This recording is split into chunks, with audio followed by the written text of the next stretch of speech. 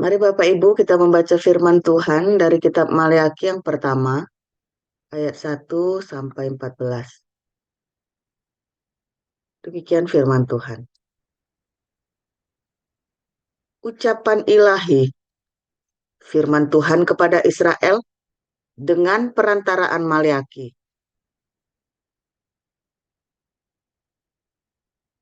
Aku mengasihi kamu, firman Tuhan.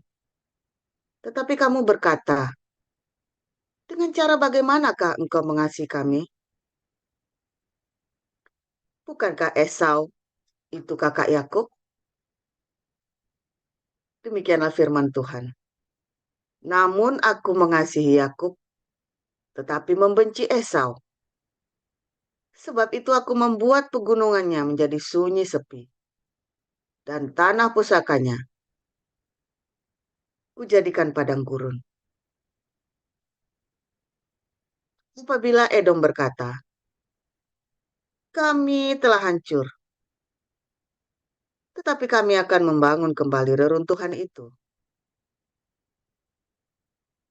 Maka beginilah firman Tuhan semesta alam.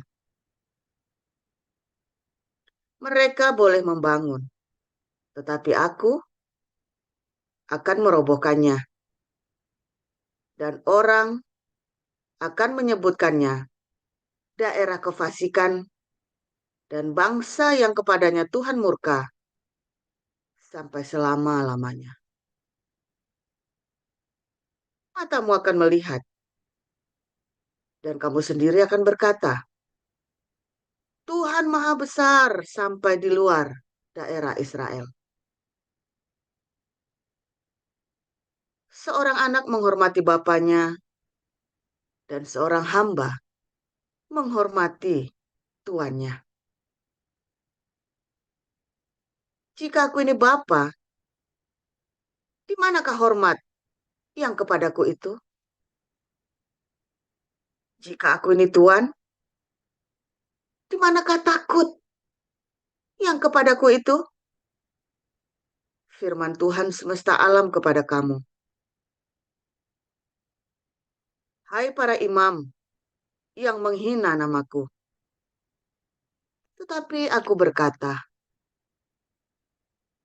dengan cara bagaimanakah kami menghina namamu? Kamu membawa roti cemar ke atas mezbahku.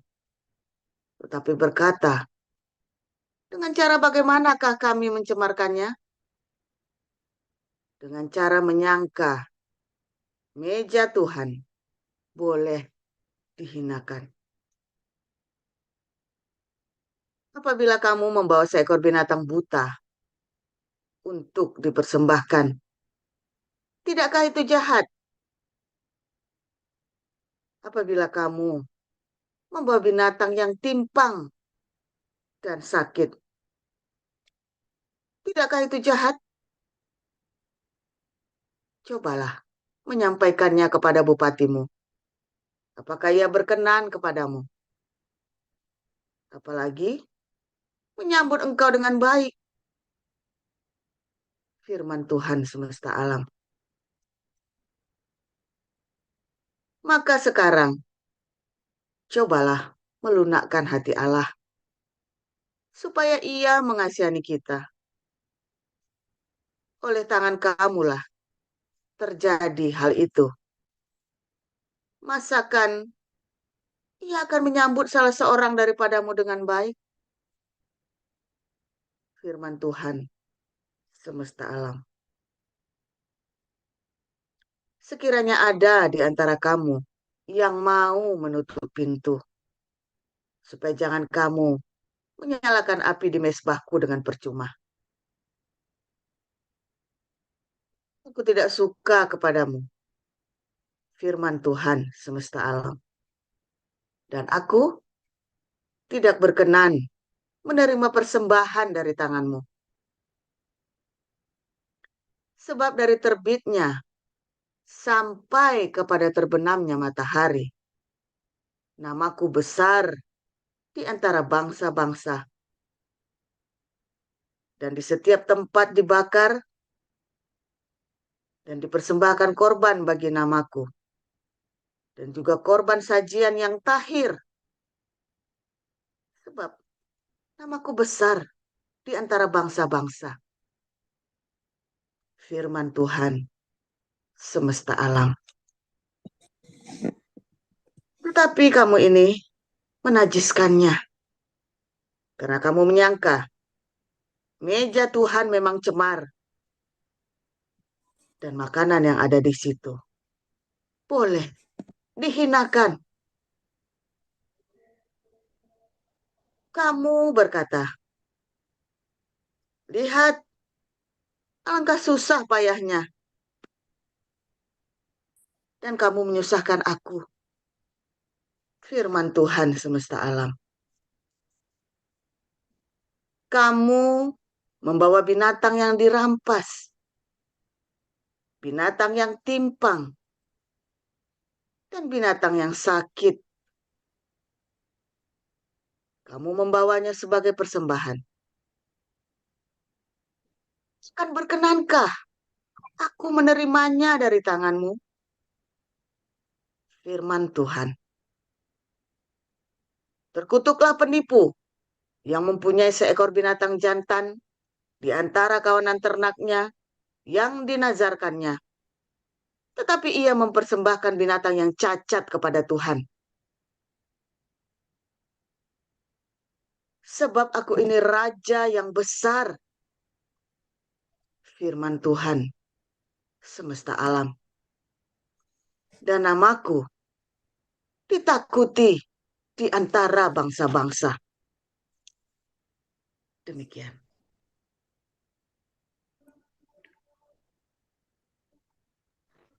Baik, saya akan melanjutkan pembacaan kebenaran firman Tuhan dari 1 Korintus 13 ayat 1 sampai 13. Beginilah firman Tuhan. Sekalipun aku dapat berkata-kata dengan semua bahasa manusia dan bahasa malaikat, tetapi jika aku tidak mempunyai kasih, aku sama dengan gong yang berkumandang dan canang yang gemerincing. Sekalipun aku mempunyai karunia untuk bernubuat dan aku mengetahui segala rahasia dan memiliki seluruh pengetahuan, dan sekalipun aku memiliki iman yang sempurna untuk memindahkan gunung, tetapi jika aku tidak mempunyai kasih, aku sama sekali tidak berguna. Dan sekalipun aku membagi-bagikan segala sesuatu yang ada padaku, bahkan menyerahkan tubuhku untuk dibakar, tetapi jika aku tidak mempunyai kasih, sedikit pun tak ada faedahnya bagiku. Kasih itu sabar, kasih itu murah hati, ia tidak cemburu, ia tidak memegahkan diri dan tidak sombong. Ia tidak melakukan yang tidak sopan dan tidak mencari keuntungan diri sendiri. Ia tidak pemarah dan tidak menyimpan kesalahan orang lain. Ia tidak bersuka cita karena ketidakadilan, tetapi ia bersuka cita karena kebenaran.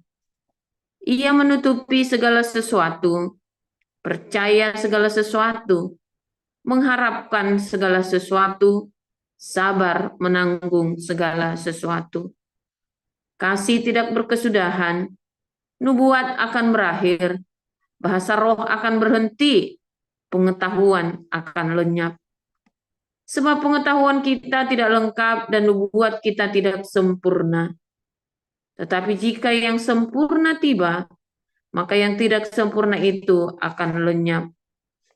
Ketika aku kanak-kanak, aku berkata seperti kanak-kanak. Aku merasa seperti kanak-kanak. Aku berpikir seperti kanak-kanak. Sekarang sesudah aku menjadi dewasa, aku meninggalkan sifat kanak-kanak itu. Karena sekarang kita melihat dalam cermin suatu gambaran yang samar-samar, tetapi nanti kita akan melihat muka dengan muka. Sekarang aku hanya mengenal dengan tidak sempurna, tetapi nanti aku akan mengenal dengan sempurna, seperti aku dikenal. Demikianlah tinggal ketiga hal ini, yaitu iman, pengharapan, dan kasih. Dan yang paling besar di antaranya adalah kasih. Demikianlah firman Tuhan. Terima kasih Ibu Nerliana, Ibu Salma, Pak Yuda. Judul firman Tuhan pagi ini, Tuhan mengasihi Israel tapi membenci Hamas. Silakan Pastor Paul.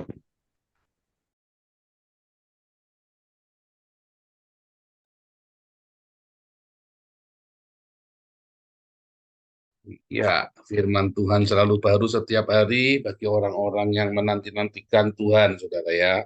Saudara, luar biasa sekali, saudara ya. Tadi di Maleaki ya, karena Allah mengasihi Yakub tapi membenci Esau, saudara ya. Saudara,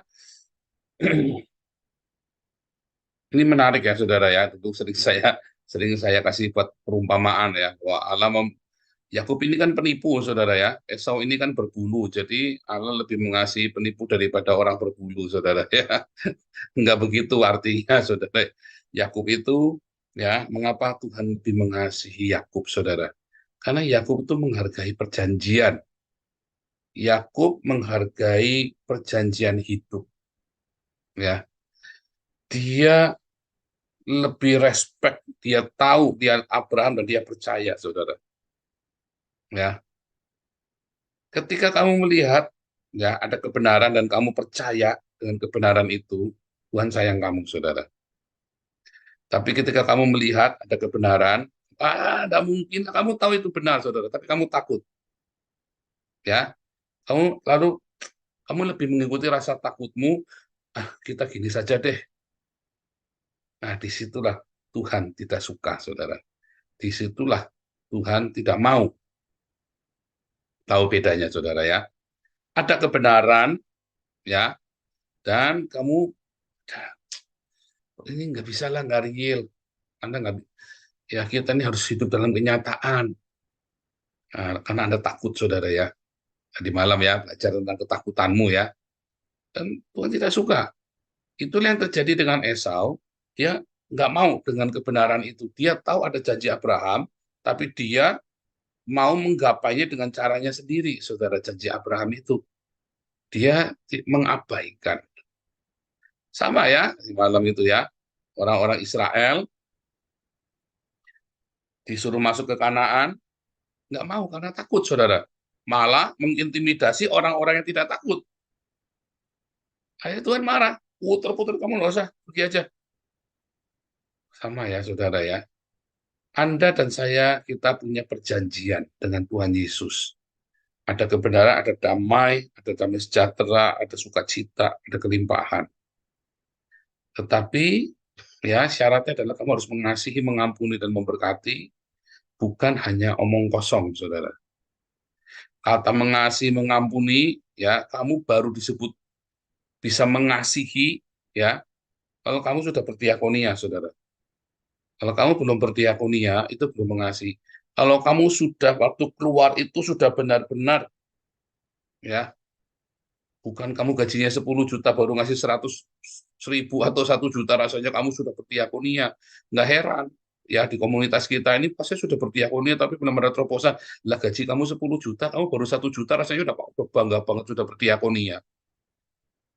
Ya, saya banyak sekali ketemu orang, ya, dia punya gaji, tetapi dia eman-eman, saudara ya, mau diakonia ya. Tadi ya dikatakan kamu tidak memberikan terbaik. Coba kalau kamu ngasih, ya kalau kasih upeti sama bupatimu itu ya kalau lagi mau nyogok. Aduh, dulu saya pernah cerita ya, saudara ya, selama saya jadi maklar kasus itu, waduh, mungkin udah berapa miliar aja tuh saya kasih ya, saudara ya, buat pesona. Suatu ketika saya melayani Tuhan kembali, saudara ya. Kemudian apa yang terjadi, saudara? Ketika saya melayani Tuhan lagi, saudara, kemudian saya masuk ke desa yang butuh bangun sumur bor, saudara. Satu sumur bor harganya 50 juta. Itu bisa dibor sampai sedalam 50 meter ke dalam, saudara. 50 juta rupiah. Saya harus bayangin, sudah 5 miliar saya bagi-bagikan dulu untuk tebar pesona, saudara ya. Kalau ada kasus, ada apa, anggota berapa? 10, saya beliin iPad satu-satu, saudara ya. Anggota berapa? 6. Itu apa di sana? Saya bikin komputer, saudara, bikin laptop, saudara. Anggota berapa? Wah, saya mah gampang begitu, Pak. Tebar pesona, saudara ya. Waktu saya masuk ke desa pelayan itu, saya bilang, gila ya, saya hitung itu ada 5 miliar. 5 miliar dibagi 50 juta, saudara. Jadi berapa banyak itu, saudara? 100 sumur bor, saudara. Ya, kalau satu desa itu bisa bangun 5, maka saya bisa mensejahterakan 20 desa ya yang butuh sumur bor. Itu satu desa sumur bornya 5 loh, saudara. Ya, nanti kita akan bikin proyek ya, saudara ya. Kita akan bikin proyek sumur bor ya. Nanti ya, itu kerjanya Galarua sama Damar Kasih, saudara ya. Kita akan bikin proyek sumur bor dan Damar Kasih, saudara. Saya lagi doakan terus ya, saudara ya. Untuk Anda masuk ke Kupang, Anda masuk ke Kupang, ya, masuk sana ya, Flores, ke Flores apa? Ke eh, namanya Soe Keva itu, saudara ya. Sampai ke Atambua. Nah, di Atambua mah subur, saudara ya. Tapi dari Kupang, Soe Keva itu kamu harus bikin sumur bor, saudara. Ya, untuk supaya mereka punya air di daerah Pati itu, saudara ya. Daerah Gunung Kidul. Nah, kamu harus punya sumur bor, saudara ya. Kita nanti bikinkan, saudara ya. Bikinkan proyek sumur bor. Wah, itu yang bagian teknisi-teknisi, ya, teman-teman Galarua ini, teman-teman Damar Kasih, siap-siap, saudara ya. Kita akan bikin proyek itu, saudara. Saya bayangin dulu saya kalau deal ya sama ya, dulu zaman saya masih di Palembang. Waduh, saya ingat sekali ya membawa duit peti, saudara ya, buat pejabat-pejabat itu ya. Terima tangan, saudara. Ini ya, saudara ya. Lalu untuk diakoninya pelit. Makanya saya nyesel-nyesel ya, saudara dulu ya. Dan saya bilang mulai hari itu saya bertekad saya nggak akan pernah kasih-kasih lagi. Saya mau untuk pelayanan semuanya. Udah setelah saya bertekad begitu, udah, saudara. Nggak ada sogok suap, udah nggak ada lagi, saudara. Semua untuk Tuhan. Untuk Tuhan itu gimana? Untuk diakonia, saudara. Makanya kamu hidupnya nggak lepas-lepas. Kalau buat orang yang kamu takuti, kamu ngasih yang baik-baik, saudara. Buat ngasih pejabat, ngasih ya kan. Tapi sementara ketika kamu berdiakonia, kamu kasih sisa-sisa. Makanya kamu kere, saudara. Kamu nggak ngalamin terobosan. Ya persembahanmu itu tidak murni, saudara. Persembahanmu itu ya bukan yang terbaik dari hidupmu. Lupa itu bukan buat Tuhan, buat orang miskin. Tapi sama saja. Kalau kamu kasih ke orang miskin itu, kamu sama aja ngasih Tuhan, saudara. Kasihkan yang terbaik. Ya, persembahan yang terbaik, diakonia yang terbaik, saudara. Kamu akan ngalamin terobosan. Ya, makanya saya ngajari Anda ngasih 30% itu loh, saudara. Tak tunjukkan nih YouTube saya. Penghasilan sekian, 30% saya kasihkan ya. Saya tunjukkan di depan Anda. Saya memberi contoh terlebih dahulu, saudara. Kamu kira saya sudah omber-omber? Ya, sudah sama saja. Sama saja, saudara ya. Bukan saya sudah kaya raya.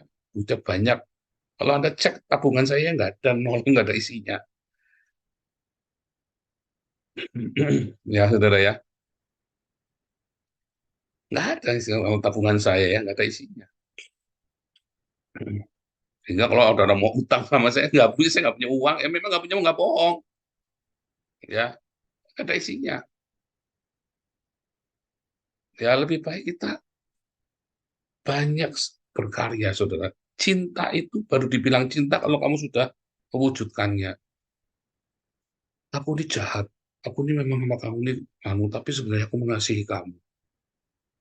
Tapi bohong.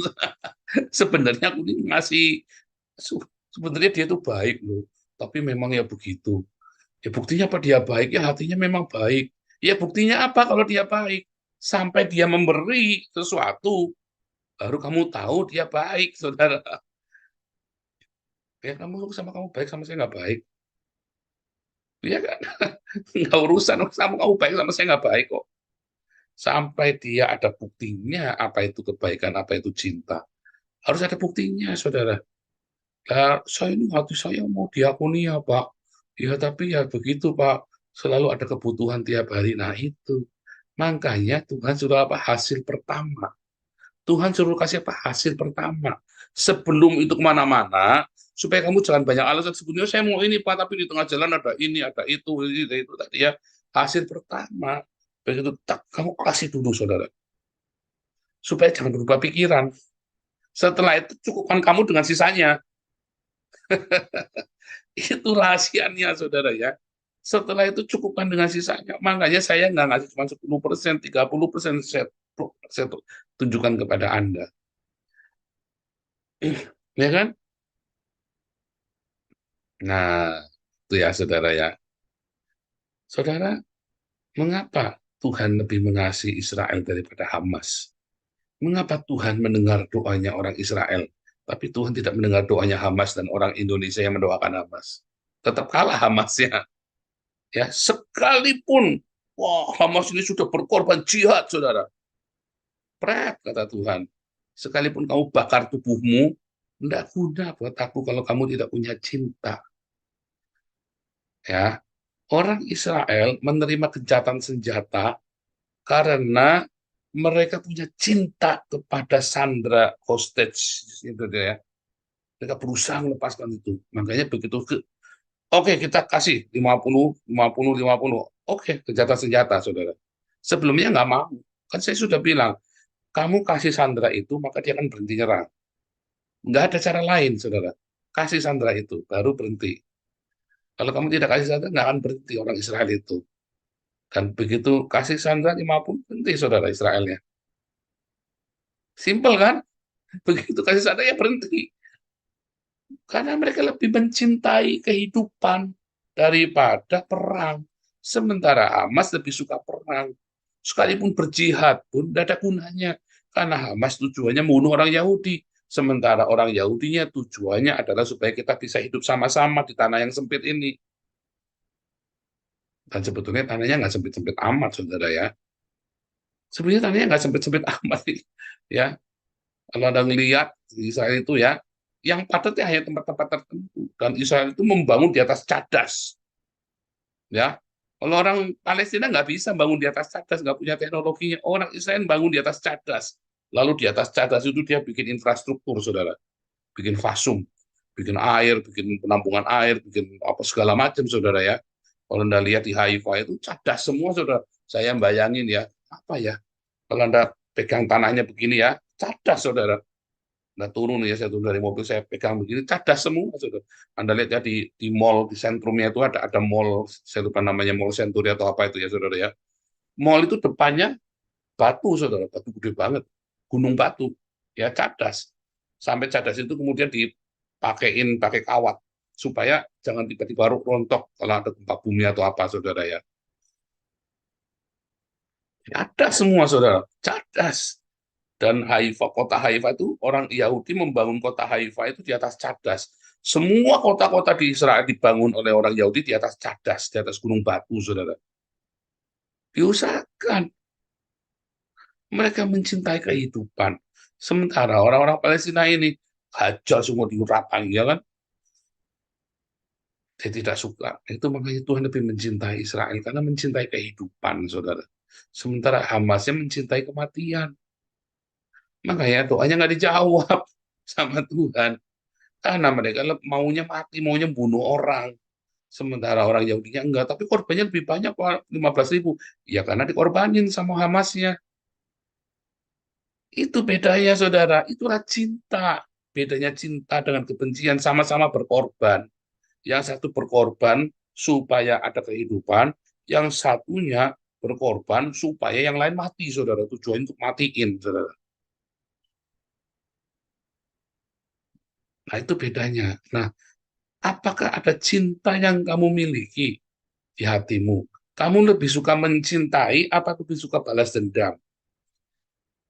Nah, pada kenyataannya orang kan lebih suka musuhnya hancur daripada dia hidup kan. Saudara, kalau saya punya musuh, saudara ya, yang mengkhianati Saya lebih suka saya hidup sukses daripada melihat musuh saya hancur. Kan pilihannya itu kan, karena energi kamu itu terbatas. Energi kamu itu untuk kamu jatuh, dikhianati dia, terus kamu bangun lagi, kan kamu dijebak, dikhianati, bahkan mungkin kamu harus bangkrut, masuk penjara, ketipu habis-habisan. Lalu kamu punya energi terbatas, kamu buat balas dia, saudara. Habis nggak energimu? Habis. Kamu balas dia, habis energimu. Tapi ada orang yang saya nggak mau balas, saya lebih penting saya fokus untuk bangun. Nah, itu saudara. Kalau kamu penuh dengan kebencian, kamu pengen balas dia. Tapi kalau kamu penuh dengan cinta, saya mau bangun. Suatu ketika kamu sudah berhasil sukses, kamu tengok dia, saudara, tiba-tiba kamu marah, kamu dendam, kamu apa yang sudah kamu kumpulkan ini, sumber daya ini kamu untuk menghancurkan dia, saudara. Nah, akhirnya habis sia-sia, saudara. Nggak tenang kan hidup. Ayo nih, siapa nih yang mainan mikrofon nih? Maaf Pak, kecepatan tuh. Coba kalau kamu main, ya saudara ya, ke tempat-tempat, eh, ini ya saudara ya, ke daerah-daerah orang-orang Islam ini, saudara ya. Mereka itu pemikirannya cuman membunuh kafir, saudara. Ya, Anda pergi di Eropa, pergi ke daerah-daerah orang-orang Islam ini, mereka cuma pikirannya satu, saudara, bagaimana mereka mendominasi dunia ini. Ya, tapi kalau Anda pergi ke tempatnya orang-orang ya kafir, mereka berpikir apa? Bagaimana supaya kita bisa hidup panjang, supaya kita ada damai, ya kan? Kan beda banget ya, saudara ya. Yang satu katanya agama damai, tapi pengen semuanya, kalau perlu kita perang bunuh-bunuhan, ya kita akan berdamai, kita akan wujudkan damai di muka bumi, sekalipun kita harus bunuh-bunuhan. Tapi yang satu, ya, yang katanya bukan agama damai, kafir, tapi dia bilang apa? Oh kita nggak bisa damai ya? Kenapa sih kita nggak hidup sama-sama aja? Ayo imigran datang sini hidup damai sama saya. Indonesia itu sama saja ya saudara ya, Rohingya di Hamas yang jauh di Batu. Malah katanya si Menteri Luar Negeri bilangnya kita tidak berkewajiban menolong Rohingya, padahal tetangganya sendiri, saudara. Nah inilah falsafah Arab. Kalau falsafah Jawa bilang apa, saudara? Ya, tetangga itu lebih dekat daripada saudaramu, saudara. Ya, falsafah Jawa itu, saya tinggal di Jawa ya, tetanggamu itu lebih dari saudaramu. Kalau kamu ada apa-apa, yang nolongin pertama tetanggamu dulu, saudara. Sementara saudaramu entah jauh di mana, ya. Apalagi saya ya, di Belanda. Tetangga saya ini orang Syria sama orang Rumania, saudara. Kita baik-baik, kita kalau masak enak-enak, istri saya pasti kirim ke tetangga. Kalau ada apa-apa, mereka dulu yang nolongin kita. Nggak mungkin kakak saya dari Indonesia datang kemari bisa nolongin saya. Nggak mungkin, saudara. Iya kan? Lah, orang Indonesia jauh-jauh ditolongin, tetangganya sendiri orang Rohingya nggak ditolongin, saudara. Alasannya macam-macam, katanya bikin ulah. Dari 1.000 orang Rohingya, berapa sih yang bikin ulah? Paling cuma 4-5 orang saja, saudara. Ya 4-5 orang ini yang disingkirkan, yang lain diterima. Sama dengan orang-orang Arab pada kesini, gitu ya, orang-orang Islam ke sini. Yang bikin ulah dari 20 juta, paling cuma 1 juta orang. Ya dipulangnya yang 1 juta ini, saudara. Itu yang terjadi di Eropa. Beda ya cara berpikirnya kafir dengan orang beragama, saudara ya. Orang Indonesia kan beragama. Bodoh. Cintanya itu palsu orang beragama itu, saudara. Cintanya palsu. Karena apa? Di framing sama agama dogmanya. Makanya tadi malam saya ajarkan. Apa sih yang namanya mengasihi musuh? Banyak orang cintanya palsu. Takut, tapi ngomongnya cinta. Makanya paling gampang indikatormu tentang cinta adalah diakonia, saudara. Nggak ada yang bisa mengalahkan. Pengampunan, diakonia. Berkatilah musuhmu, saudara. Berilah makan. Nggak ada cara lain, saudara. Tidak ada cara lain. Kamu kalau diakonia itu harus sampai baru tuh namanya diakonia, baru namanya korban. Kamu gaji 10 juta, baru ngasih 1 juta, itu bukan diakonia. Kelewatan malah kalau kamu udah ngasih. Ya kan? Malah kelewatan kalau kamu udah ngasih. Gaji 10 juta, kamu dipek semua diri semuanya, 1 jutanya kamu udah mau kasih, itu namanya kelewatan. Kalau bisa dilebihin. Saya kasih contoh nih, 30% ya. Tak tunjukkan ke depan mata Anda, saudara. Nih, 30% ya. Itu saudara ya, baru 30%. Nanti saya ajarin lagi nanti ya. Begitu saudara, itulah namanya cinta. Itulah sebabnya Allah lebih mengasihi Yakub daripada Esau. Karena Yakub itu putra yang terbaik, saudara. Dia tahu menghargai makna kasih karunia. Dia tahu. Nah, kamu tahu nggak arti janji diakonia, janji di dalam sedekah itu? Kamu percaya nggak? Kamu ngasih nggak? Lalu kamu nanggung-nanggung kok. Begitu kamu urusan polisi diperos, kamu keluar juta-juta buat polisi. Jangan sampai, jangan mau, saudara ya. Diakoniamu yang gila, saudara. Nanti semua yang gitu dihalau dari hidupmu. Percaya saya, saudara. Anda tidak perlu, apa namanya, membelanjakan sesuatu yang bukan roti, katanya kan. Mengapa kamu membelanjakan sesuatu yang bukan roti? Lah itu nyuap, ya nyogok, gitu ya, saudara ya. Kamu tidak akan sampai terjadi itu kalau kamu diakonia rajin, semua urusanmu akan dipermudah, saudara. Oh, tapi saya sudah setahun Pak diakonia apa ya? Kamu baru setahun. Sementara yang 40 tahun kamu pelitnya minta ampun. Yang rajin, tekun dan setia. Jangan nyogok Tuhan. Kamu lagi ada masalah, kamu diakonia. Terus ada masalah, nggak ada masalah. Ada masalah pun tetap diakonia. Ya. Lagi kurang pun tetap diakonia. Dari situlah Tuhan tahu hatimu. Karena itu harus perulangan ya, saudara ya. Harus ada perulangan sampai menjadi gaya hidupmu. Itulah bukti dari cinta, saudara. Saudara yang sudah berdiakonia dengan rajin di tempat ini, saudara yang rajin, tapi belum mengalami terobosan itu. Anda cek dulu. Ya, mungkin diakoniamu kamu belum masih tanggung-tanggung. Gajinya 10 juta, nyumbangnya ke Damaris cuma 100.000. Pelit amat. Pelit amat kamu, saudara. Ya kan? Jangan begitu, saudara ya. Anda harus tunjukkan kepada Tuhan dan kepada sesama, saudara ya. Nggak usah dipamerkan, tapi kamu tunjukkan bahwa saya konsisten, Tuhan. Ya, saya konsisten lebih dari yang semestinya. Saudara, saya, Tuhan akan berbesar takaran, saudara. Kita nggak tahu kapan benih itu nanti tiba-tiba terubus, kapan tiba-tiba itu berbuah lebat sekali, dan kamu tidak bisa sampai nggak kehitung lagi berkatmu, saudara. Kita nggak tahu kapan itu terjadinya.